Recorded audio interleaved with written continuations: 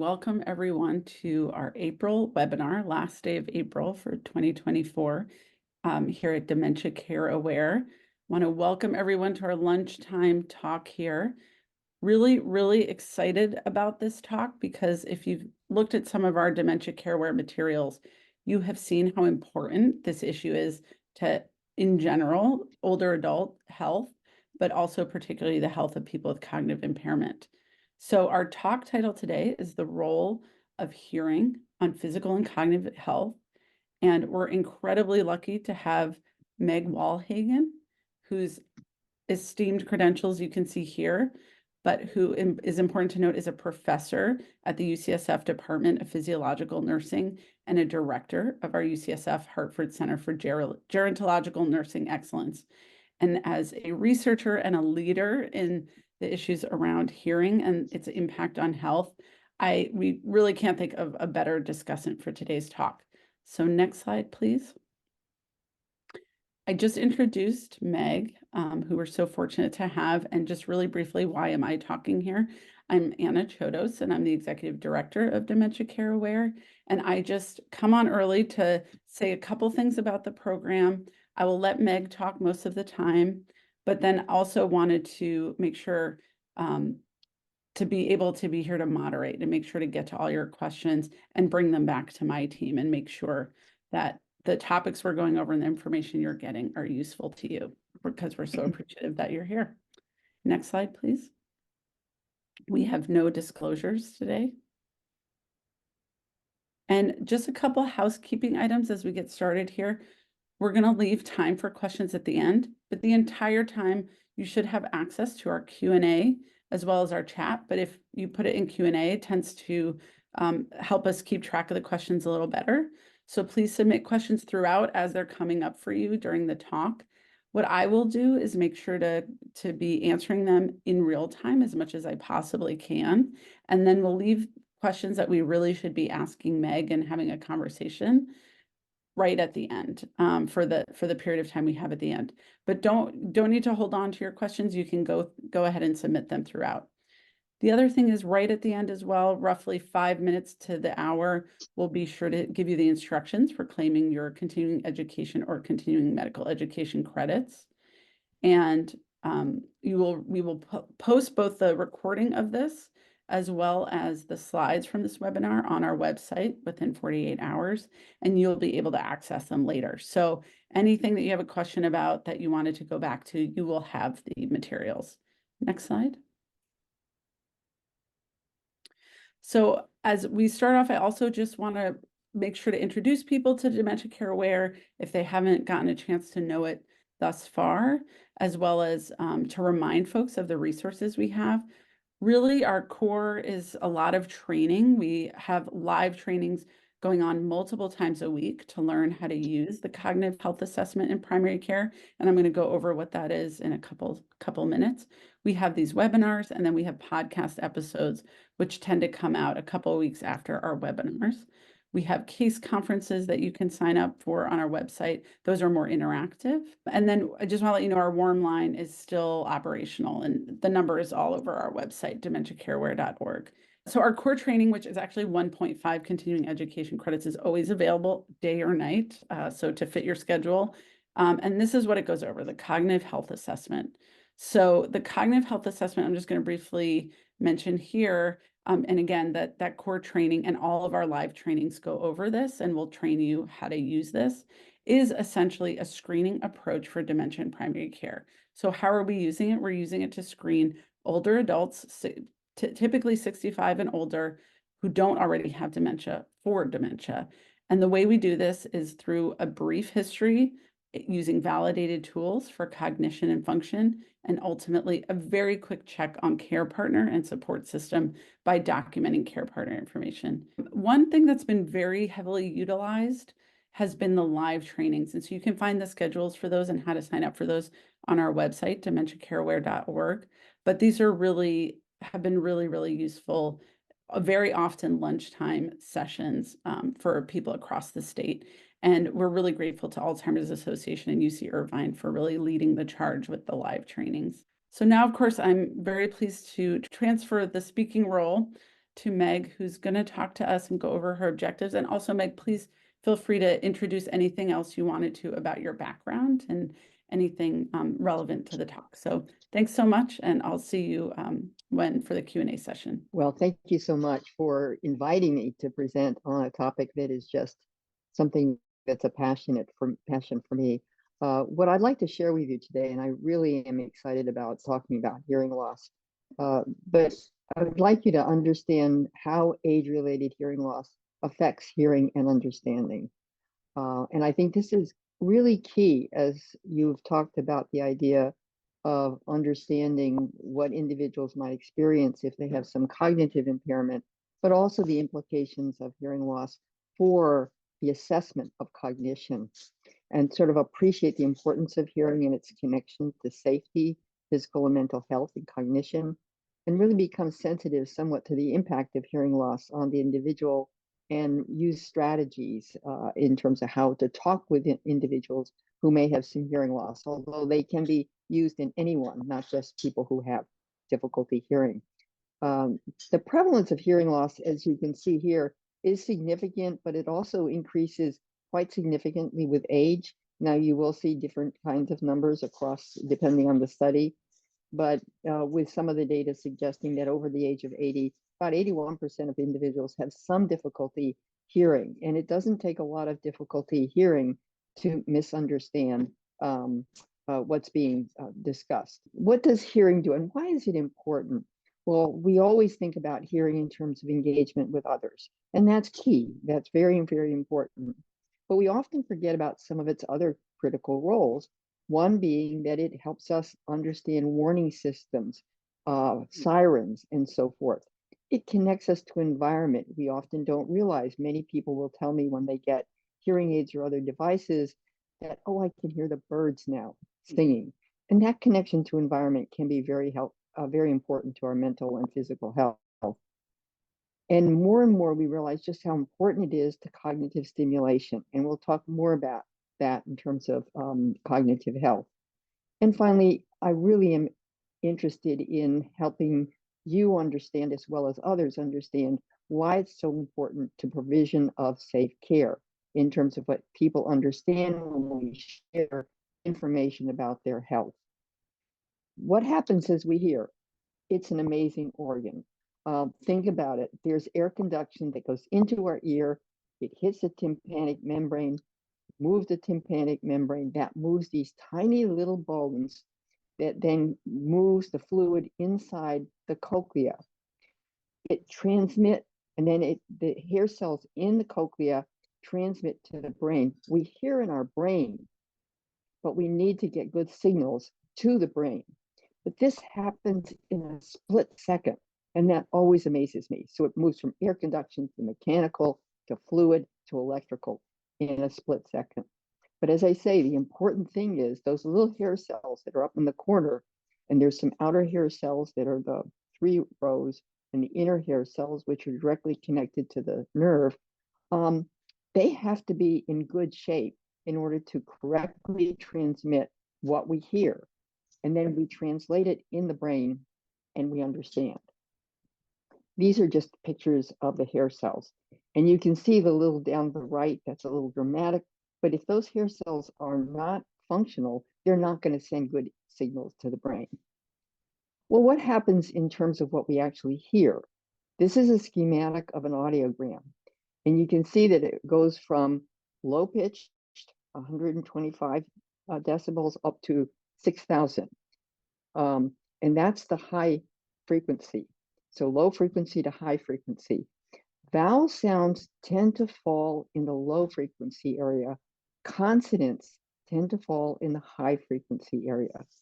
That's important because consonants tend to give meaning to our word, to our understanding of words. This is what's called the speech banana. And you can see that in the high frequency, there's the sh, p, th, those kinds of sounds. The low frequency tend to be the a, e, I, o, u kinds of things.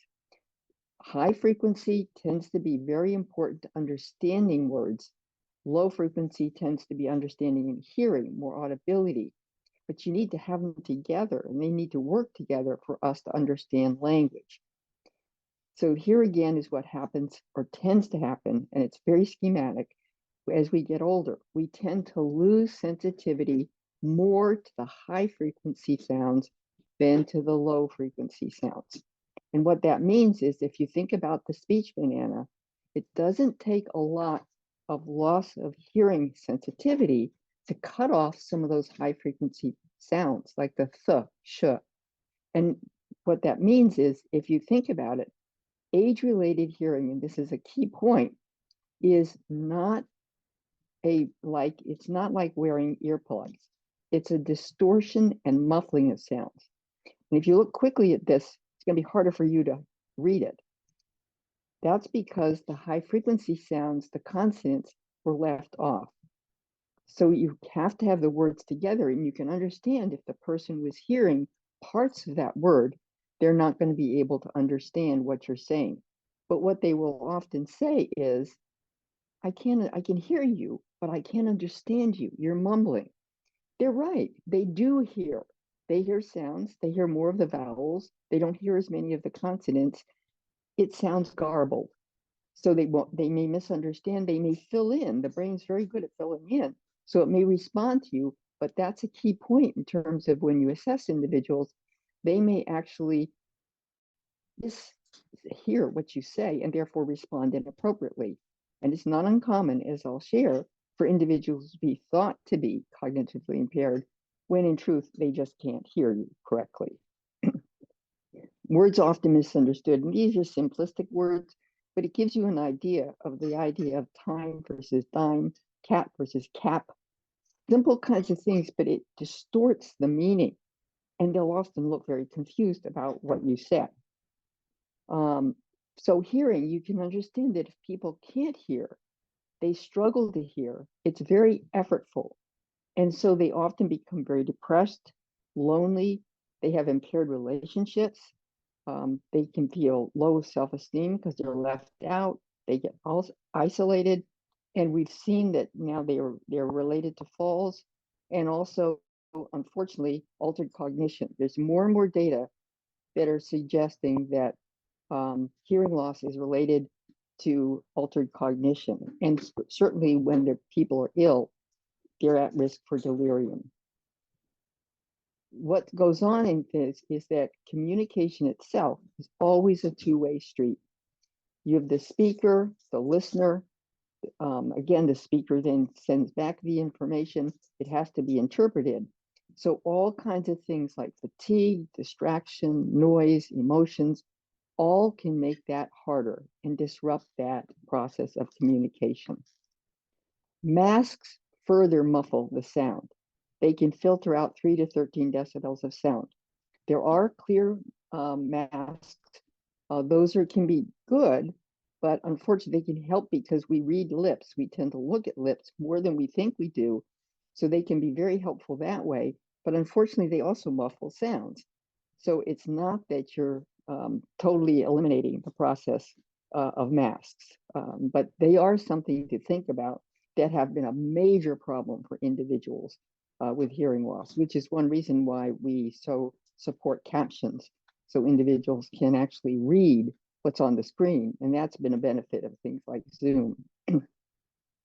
Well, what are the costs of misunderstanding? Well, these are from a study that I did, and this is one thing that this one's relatively benign. He asked me something and I gave him a completely incorrect answer. And then he said smilingly, well, you really should have your hearing attended to, you know. Or we're talking about an illness in a family member, and all the time the woman was talking, she was smiling, and I assumed that this meant things were improving, and it was not. And so this individual was very embarrassed when she found out that she'd misunderstood. And I apologize. I thought I had the reference there and it doesn't seem to be showing up. This is from a study I did that was supported by NINR, longitudinal study of older adults with one partner had hearing loss. But this can be very embarrassing, and many people don't really realize that they have hearing loss, unfortunately. And so they may misunderstand and respond inappropriately and not even realize they did it. And so people can be embarrassed, or it can be a laughing situation. The impact on others is, this is a woman who said, we'd be having these conversations and he would never respond. And at first I took it personally, like I thought he wasn't paying attention and he wasn't listening, and I was offended. And then it took me a long time to catch on that he didn't hear me. This again is from a relationship standpoint. It can really create problems between families. And one of the things you see happening is that partners, when you can't hear, sometimes you raise your voice, you try to shout a little bit more, but we don't realize that when we shout or when we raise our voices, one thing is it doesn't help too much because it just distorts the misinterpretation that's already going on. And the other thing is your voice changes and you begin to sound more angry, and then it becomes a conflict between the couple. So raising your voice doesn't really help for multiple different reasons.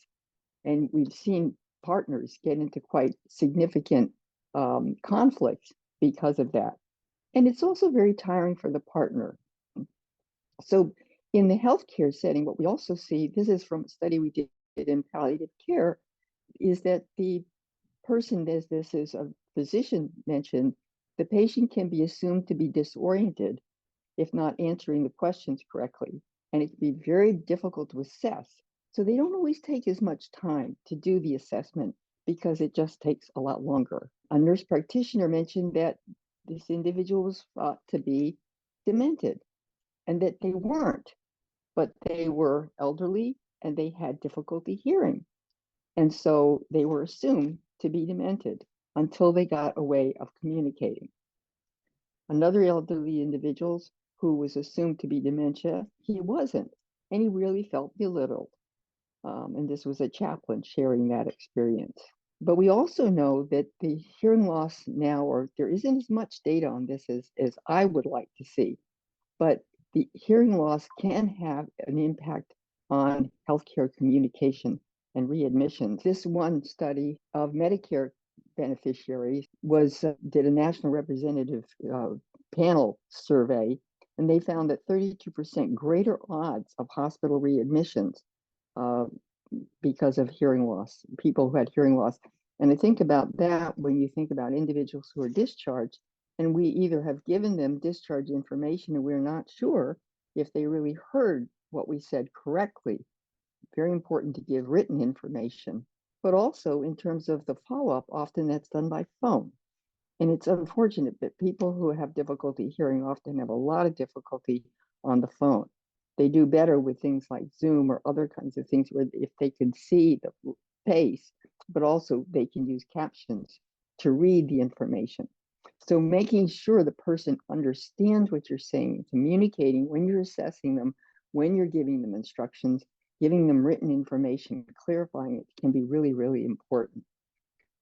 In another study, this is one that 43% actually reported having misheard a physician or a nurse in a primary care setting. The other piece that people have shared with me that really is an effort in many ways is that they have to prepare in advance. One individual shared how she was constantly checking her labs, having notes ready, questions ready, because as she mentioned, she had no brain power left when she was there talking with the practitioner. So she had to be really prepared so that when all her effort was put into listening during the conversation. They have to tell the practitioners or staff they have difficulty. So everywhere you go, the persons don't ask whether they're able to hear or don't ask about their hearing capacity. So they have to keep saying, can you hear me? Or remember, I have a hearing difficulty. Not everyone is willing to do that, unfortunately. We have individuals who are strong self-advocates, and sometimes they have to be over time because they realize that no one's going to ask. But it's critically important to make sure the person is asked about whether they can hear you clearly and make adjustments related to what it is. And missing their names. I mean, you can imagine being out in the waiting room and having someone yelling at you and not being able to hear. So thinking about strategies to be able to identify people who have hearing loss and either go out and get them or make sure that they see you when you're talking to them, so it's clear that you're really talking to them. I do want to mention the issue of hearing loss and incident dementia. And I bring this up or I emphasize it in some ways because there's been so much talk around it. And I have seen persons trying to sell hearing aids because they say, well, sort of like preventing dementia. And that's a real concern. We do know that starting out, and we've had this information for a long time, but this one study sort of put it on the map, if you will. It was they did a study of the Baltimore longitudinal study of aging on persons who had audiometric testing, and they had no dementia to start with. They did look at the PTA in terms of what was normal, mild loss, and moderate loss, and severe loss. And what they found that with a median follow-up, 58 cases out of all of those numbers had incidents of all-cause dementia, not just Alzheimer's disease. 37 cases were Alzheimer's disease. But when you looked at the risk of incident dementia, it was pretty significant compared to persons who had normal hearing. So it was significant, and there are multiple other studies that have shown that it is related to cognitive status. But in this study, the risk of incident Alzheimer's disease was increased, but it wasn't statistically significant. And I, again, emphasize partly because it's not like the hearing loss causes dementia. And I think that's an important thing to keep in mind. It is a risk factor among many of the risk factors, and many lifestyle factors need to be really considered as an important thing in terms of diet and all the other things that have been shown to be risk factors for cognitive loss. The other thing that they did, however, was they did a study that they've just come out with some of the data looking at whether hearing aids and hearing care could sort of prevent dementia, if you will, or had an effect. And what they hear was an intervention versus a health education control. And they looked at two different populations, adults with 70 to 84 with untreated hearing loss and without substantial cognitive impairment at baseline. They had two populations, persons participating in an atherosclerotic risk in communities study and some newly recruited persons. And then the intervention, as I say, with an audiological assessment and counseling and provision of hearing aids, and a control was the health education. The outcome was 3-year change in global cognition standardized factor scores from a very comprehensive neurological assessment. And what the recent finding was that they had significant difference between the ARC and the de novo cohorts to start with. The persons in the cardiovascular study were more likely to be older, female, Black, have lower education and income, higher rates of dementia, diabetes and hypertension, and live alone, and slightly lower mental status at the start. And the primary analysis that there was no difference between the intervention and control when they looked at the whole population. What they did was they then looked at the subpopulations within the cardiovascular cohort and the new cohort that was newly recruited. And they found a 48% reduction in the cognitive change between intervention and control. But you can see that it's not a really big difference overall, but it did suggest, and the 48% sounds really large, but if you look at the 0.211 and the control is 0.402, that's a 48% difference. But there's no data on function in this. So it was in a subgroup of individuals where they mentioned that these individuals probably were at risk and had multiple other factors that were risk factors for cognitive changes as well. And what they suggested was that maybe hearing aids and hearing healthcare and good healthcare would minimize the change in cognition across time. So looking at more in terms of an at-risk population. And again, I think it's just want to reemphasize that I get concerned that people think that that hearing loss causes dementia, and we definitely can't say that. But there are certain things that are other reasons for why we should treat hearing loss besides cognition. There's a lot of emotions related to hearing loss. People can be frustrated and sad because they can't hear, they feel very left out. They have a loss of valued activities. You can't go to concerts as easily or movies or other kinds of things as easily. They have fear of potential loss in terms of relationships and jobs. And of course, being stigmatized, which is unfortunately still an evident problem with individuals. And then fatigue, because there's a lot of effort to listening when individuals have difficulty hearing. You can imagine all day. I had a colleague in my doctoral program actually who had difficulty hearing. She said she was exhausted at the end of the day because she was constantly trying to understand what the speaker was saying. The other thing in terms of the partner, as I mentioned before, relationships can be really affected by this. You can feel ignored. You can be frustrated related to having to repeat information. It takes a lot of effort to keep in mind, oh yeah, I've got to remember to be in front of them, take their attention, etc. People often assume their partner heard more than they did or understood more than they actually did. And people bring up the fact that, normally there's a chit chat that goes on in partners many times. And you don't do that because you have to make sure the person hears, and it takes too much effort. So they'll say, I came home, I wanted to share a story, and just decided it was going to take too much effort, so I didn't say anything. Or you cut it short, so you don't say as much.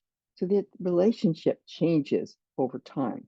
And it becomes also a tension point when the person who has hearing loss may not wish to acknowledge that they're having a difficulty hearing, which is unfortunate as well. And I mentioned that this is something that I really feel we need as healthcare practitioners to keep in mind, because we may have misunderstandings of instructions. They're not able to have time to share their desires regarding treatment plans because people don't take the time or don't have the time. They may not have the time to do a thorough assessment, and then not having your name called. And there are other things, but it becomes a real barrier to safe care if the person misunderstands you. In the acute care setting, I've had colleagues share that when they go to surgery and they come out of surgery, the person may not recognize that they have difficulty hearing. One individual mentioned that she was shouted at all the time. It was her husband who finally said, remember, she's deaf. She can't hear you. And they didn't even, it hadn't been transmitted to them that was true. And it can be very scary because you can't hear it and you don't know what's going on, which is quite scary. There are many barriers to hearing healthcare, unfortunately. I think there is this underappreciation of the impact of hearing loss on health-related and psychological outcomes. There is continued denial and stigma, a lack of awareness. There's a lack of screening for hearing loss, and we can come in and be so key to that in terms of just checking. It's not hard to sort of check to make sure someone can hear you or someone can understand what you're saying or repeat back. And trying to minimize, I think the important thing here is to minimize the stigma by acknowledging that hearing loss is part of healthcare. It's a normal part of healthcare. And so it's so important to falls to other kinds of things that we need to make sure that the person does hear us. There is an underutilized hearing aids and other assisted devices, and I will talk a little bit about the cost that goes into this so you can appreciate it. There's now an over-the-counter hearing aid, but there's not a lot of data on whether that's meeting some of the needs that it could meet, because it still costs money. The hearing healthcare system doesn't make it easier. Often there's a pre-entry because Medicare, some programs do now cover it, but Medicare doesn't cover it unless you have special issues or special kinds of hearing difficulty, or you're going to have a cochlear implant, which I'll mention before. But you have to make sure that you get into maybe getting a physician referral, get the assessment, and then hearing specialist. And then if you go to a hearing specialist and Medicare will cover the test, it doesn't cover the hearing aid. And there are things, though, that can help. And this is where we'll talk a little bit about the cost of hearing aids. There's technology and also assisted listening devices. Hearing aids come in all kinds of sizes. And unfortunately, and these are already dated, they come from completely in the canal to behind the ear and in the receiver in the canal. They keep getting smaller, and so many people want the tiny, tiny ones, but people should get hearing aids that fit their hearing, not that can't just, I don't want it to see or something like that. I think it should be a badge of honor that says that I want to hear you, and therefore I'm using a hearing aid because that's important to me. Uh, but again, they come in all kinds of sizes, but most of them now, although there are a few that are rechargeable, use batteries. And the single unit varies a great deal. People don't have to get the most expensive version. I think that's an important piece to keep in mind too. They keep adding programs, so it depends on the need of the person. And it really helps to ask questions. Right now, the services tend to be bundled, which means when you pay for a hearing aid, you're really paying for the service as well and all the other things that go around it. But ask questions and do some shopping if you're going to be getting them, or tell people to do some shopping because it does vary across where you can buy a hearing aid. These are the batteries. You can see they come from extremely small, and many of the individuals we may work with don't have the dexterity to manipulate some of these very small batteries. You don't want to swallow them, and you don't want your dog to swallow them or anything else to swallow them because they're very toxic if you do. It's kind of an emergency. But it depends on the kind of hearing aid that you have. Prices, again, this is an added cost because prices vary about these batteries. And if you use your hearing aid a lot, you may go through these quite frequently. To change a battery, you open the battery door, the battery should come out.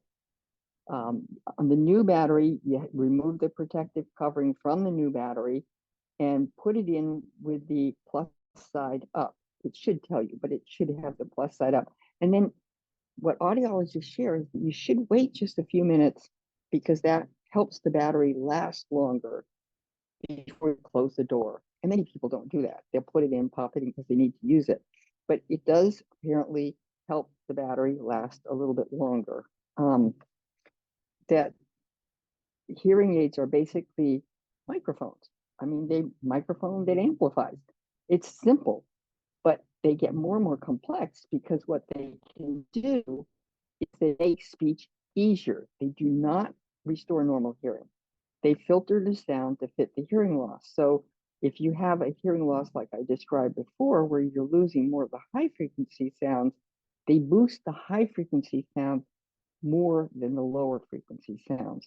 So it matches, which is much, much more refined than the old ones that just did the amplification. I did want to just mention, because you'll see more and more of these, is cochlear implants.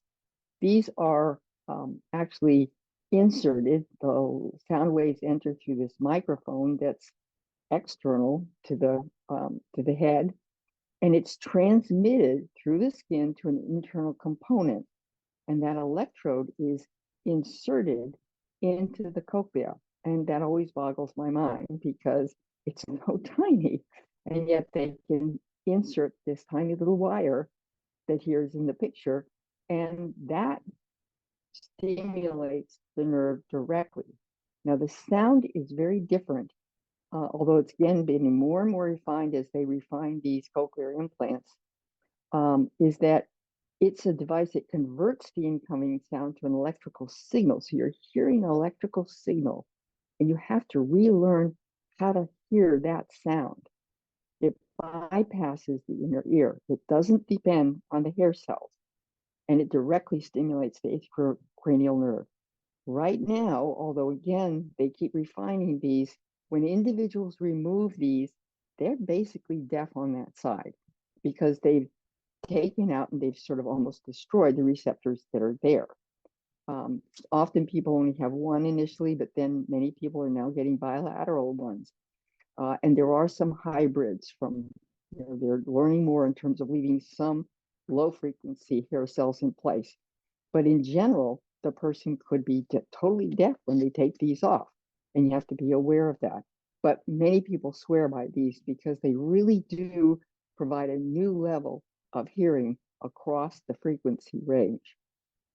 They tend to be for persons who have fairly significant hearing loss, but they're putting them in at older and older ages. So you will be beginning to see those, I think, across time for sure. But there are also things that we can use that are assistive listening devices. And the one that's most common for those of us in the healthcare setting are the personal amplifiers down in the, I think your left-hand corner, which is like a pocket, to what we call a pocket talker. It's basically an amplifier. You put headphones on and you talk into the microphone. And it really can help because it blocks out a lot of the background noise. But depending on the needs of the person, they may want to have special alarms because they don't hear alarms very well. If they only are watching TV, maybe they only need a listening TV system. Maybe they don't need many other accoutrements. The other piece is that you can get caption phone, and these are free. So if the individual may not be safe and they need to hear on the phone, they can get this captioning service, which can be better. And then more and more people can use on their own iPhones or other kinds of cell phones, voice to text out. And more individuals are using these, and they really can be beneficial because basically you read into the microphone into the phone, and it types out, and you can read the captioning. So those can be very effective. They can be used in healthcare setting if the person brings them themselves, but sometimes there are HIPAA regulations, so you have to check on that. But these can be very effective now, and they become more and more refined in terms of the captioning itself and how clear that is. The other thing many people have that I'd like to see more of in healthcare systems are telecoils, which are basically wires around a room, 12 system in their hearing aid, and they can turn that on. And if the person speaks into the microphone, it goes into the wire, it goes directly to the hearing aid. If you see that little symbol up there, the T, that means that there's an induction loop around and people can use their telecoils. And you can use these at a reception desk. You can use them at all kinds of places. There's even a portable one, multiple portable ones actually now. So that those can be very helpful if you're in a place or in a room, for instance, say for discharge, and use it specifically for that. Can be very helpful for people. Unfortunately, not everyone realizes they have a telecoil in their hearing aid, but it is something to think about if you're setting up a system in your home or in the hospital setting, or maybe at the reception area. So you have people check in and they can use the induction loop.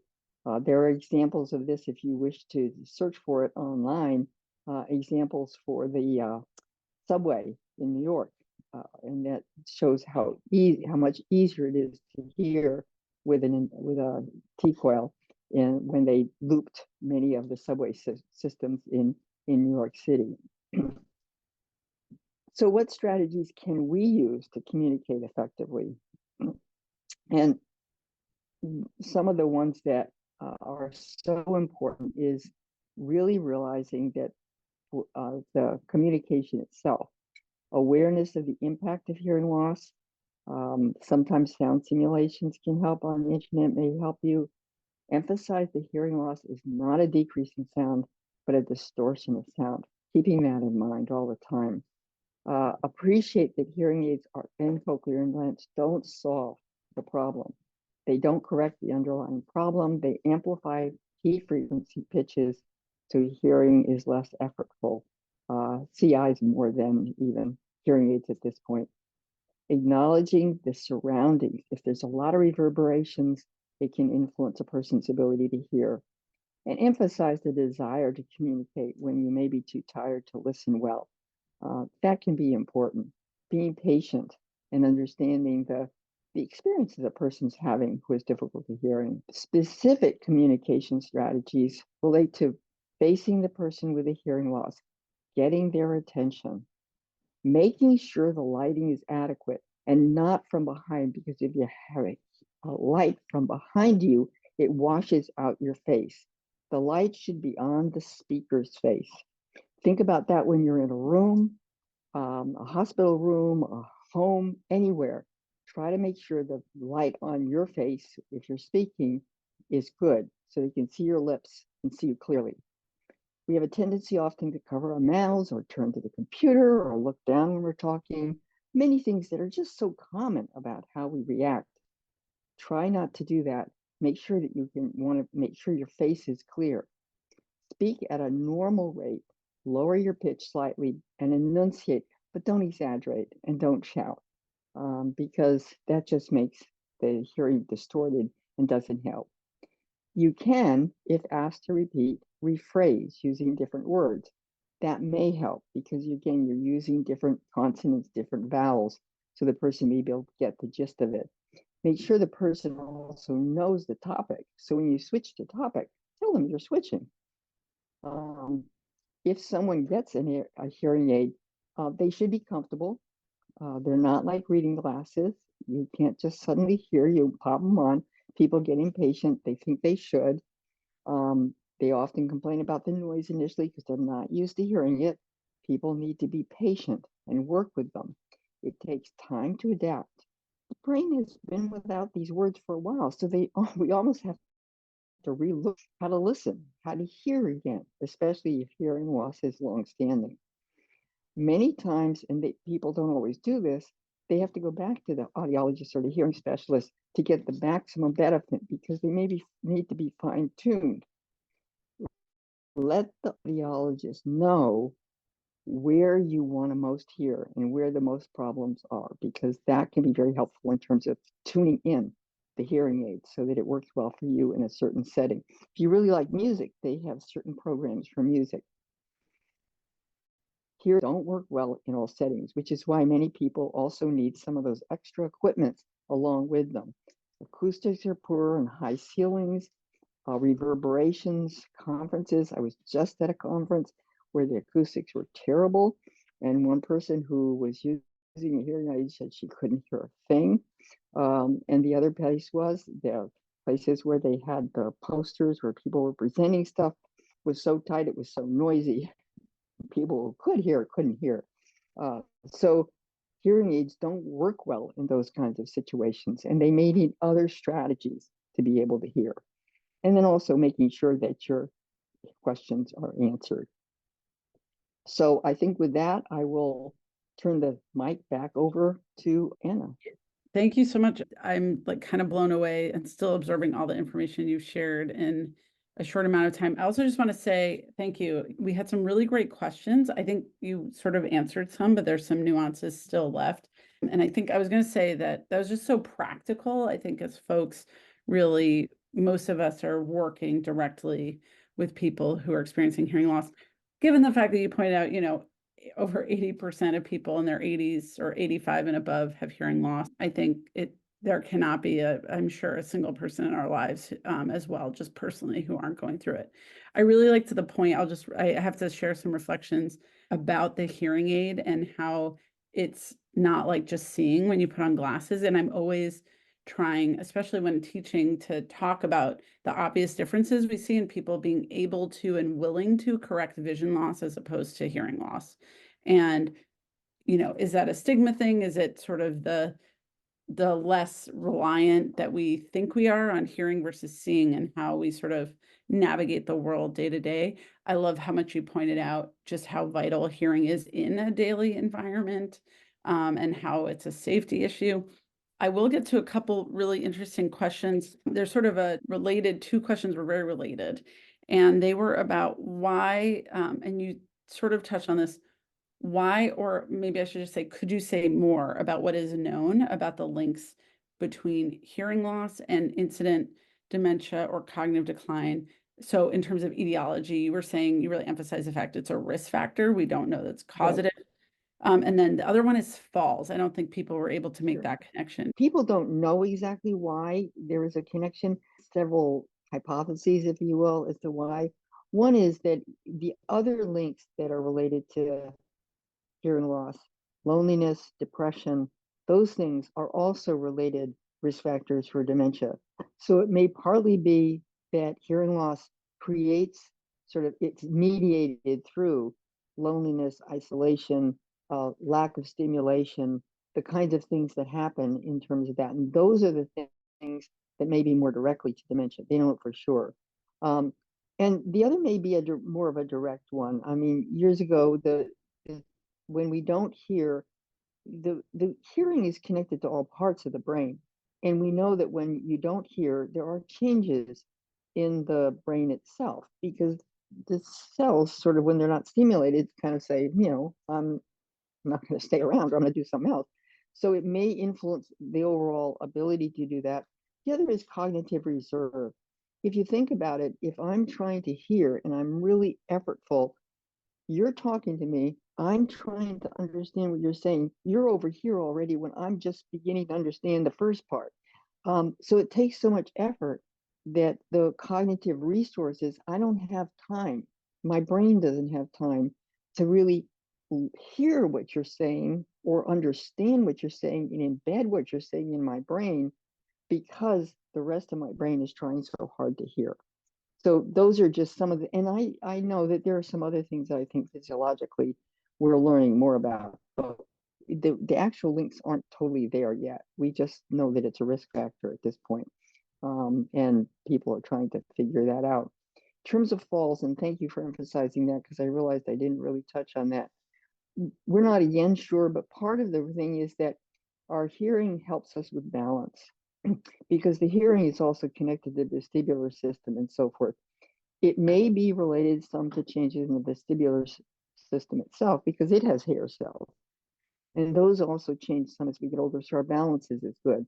But you're trying to hear a lot, and again, if especially if one ear is not as good as the other, your sense of where you are in the environment is less good, and that predisposes us to fall. Awesome. That was really, really helpful. Those are most of the explanations I've heard as well. The only other thing I would say is correcting hearing to some degree seems to also help, at least with they've shown some improvement in cognition. I thought you gave great suggestions that I know many of us have tried to implement on when we're working with individuals who have, lower hearing abilities. What about in a group? So, for example, the dementia support groups, the dementia caregiver support groups, a lot of those folks have hearing impairment, and then you have sort of a group challenge there. I don't know if you have any suggestions for that dynamic. When you're in a group situation, there are some strategies to use if you're able to build them in. One is having a room that has an induction loop, and being able to have them speak into a mic and then turn on the T-coils should they have them. We use those all the time in the Hearing Loss Association board meetings. The other is to have a central mic and just sort of use that as because it shoots out the sound in multiple different directions. The other, for the person who has a hearing loss, unfortunately, some of these aren't inexpensive and they're linked to the hearing aid, but you can get special microphones that you yourself can use to put on the table in the middle of the room to have the thing have come in. And the other is the simplistic one, if you will, is more that the person's at the table would be make sure that they're turning and facing the individual in the simplistic way, is being able to have the person sit in a way where they can easily see individuals' faces and have the person speak very clearly to them at the table. That's the least expensive, if you will. But the better way, if you can, is to have the equipment to either loop the situation or get a central mic, or have individuals speak into an individual mic the person can use. Those are great suggestions. And the central mic thing that are talking about reminds me, I know a lot of folks, and this may really have to do with kind of the resource level of the folks you're working with in a support group, but I've seen people now who have hearing aids that are connected to their phones, and then they can use the phone as a Right. mic. And so that's what they're doing. And that's a great suggestion that maybe, they can encourage people. I was also wondering, and I would love to add a question if it's okay about stigma and how we really start to address stigma. So, for example, it gave me sort of the vision of starting a group saying, we're here of all different ages and abilities and for all different reasons. One thing that's really common is hearing loss. So what we're going to do today is this, that, and that, and just let us know if you can't hear, because the whole point is to hear, and we're going to try to make accommodations. Obviously you would need some ability to make the accommodations, but do you have any other tips for stigma, or like sort of continually reinforcing how normal it is that this is happening? Yeah. Well, I do think it is really important as healthcare providers to normalize it, to say that, hearing is part of your health. It's like every other part. And we want to make sure that you're the healthiest. And hearing is part of that. So we'll maximize your hearing ability and take that into consideration. The other thing about glasses versus hearing loss is glasses are they're not correcting a problem with the macula. If you had macular degeneration, you couldn't use glasses. They wouldn't correct it. That's more like hearing loss. Glasses are usually reading glasses. They correct the fact that as we get older, we get more distant vision. We don't see as clearly in near vision. That's easier to correct. Hearing loss is really different, and we're not correcting it when we put in hearing aids. So people's expectations, especially if you can imagine, I just paid what, $1,000 for this little aid. It's supposed to work. I mean, people's expectations of hearing aids are often more than they should be. So we need to go in with a realistic expectation that these are things we need to work with. They make hearing more readily easier when you have hearing aids, but they don't correct the problem, and you won't hear in certain situations. So people's expectations about that need to be better. Yes, that is so helpful. I think most of us, especially in clinical medicine, don't know to give people those pointers and that expectation. Like, this isn't going to be like before you may actually have to, spend some time adapting to this device and learning Right. it, having it readjusted, whatever. I will just point out, somebody asked, and then I think you addressed pretty well, when people get cochlear implants versus hearing aids, it's more and more common. So maybe the criteria, first of all, are expanding, or it's getting used more widely anyway. But really for people with more severe hearing loss, and that, for some people, it's really a little bit of a new lease on hearing, as it were. You don't give these to individuals who have cognitive issues, because you have to relearn how to how to hear. It's a different sound. As I say, they're getting much more refined because little electrodes are getting closer together, and so that it doesn't sound as tinny or whatever. But it's not like your normal voice initially. People need to work with them, and the more you work with them, the better they work. And some people do really well with them, and some people don't do as well. Generally speaking, they do very well. And it's amazing that they can do the surgery all sort of, and they once they do it, currently they don't turn it on right away. So you go for a period where you basically can't hear, and then they start turning it on and tuning the electrodes to your hearing aid again. Oh, very to your cool. hearing. Our social media. So just everybody feel free to start working on claiming credit. The last couple questions have been about, how good are over-the-counter hearing aids, and where are we at with advocacy for more coverage insurance-wise, particularly with Medicaid specifically, on how we're going to get these devices covered Yeah. through access. Well, we keep pushing the coverage. Medicaid, unfortunately, is very state specific. And I will say that right now, California is better in terms of integrating. Most states will give hearing aids to children, but not necessarily older adults. And again, that's sort of a bias, which is unfortunate. because older adults need to hear too, just as much as young children do. But in terms of, we do keep pushing that. Medicare, I don't know whether the over-the-counter issue will affect that. Sometimes if you had a Medicare Advantage program, they do cover some hearing aids. But we do have bills go in, but they've never been passed. So I think in general, when you have a congressional representative who, Billy Walkus did one at one point, different Sherrod Brown. I mean, they put them in, but then they're not pushed. And I think we as consumers need to really push harder for getting coverage, because even with the over-the-counter, my concern is that while they're a lot less expensive, or some of them are a lot less expensive, you need to shop around, and they're not free. I mean, it's still a cost for persons who don't have a lot of resources. So thinking about simplistic other things, like pocket talkers or other kinds of devices that are less expensive may be the best thing for some individuals at this point, and at least help in situations. And pocket talkers can be great. You can kind of hand them around. Meg, this was amazing. This was amazing. This was such incredible information. So much, but like so easy to follow and so actionable. And just thank you. You're an incredible advocate for people with disabilities in general, but definitely with hearing loss. And I see you out there all the time, really trying to make this easier and better for people who have hearing loss, which looks like, if it's not us already, will be all of us. So I really just want to thank you so much for your time in this wonderful presentation. Thank you, Meg. Well, thank you for listening.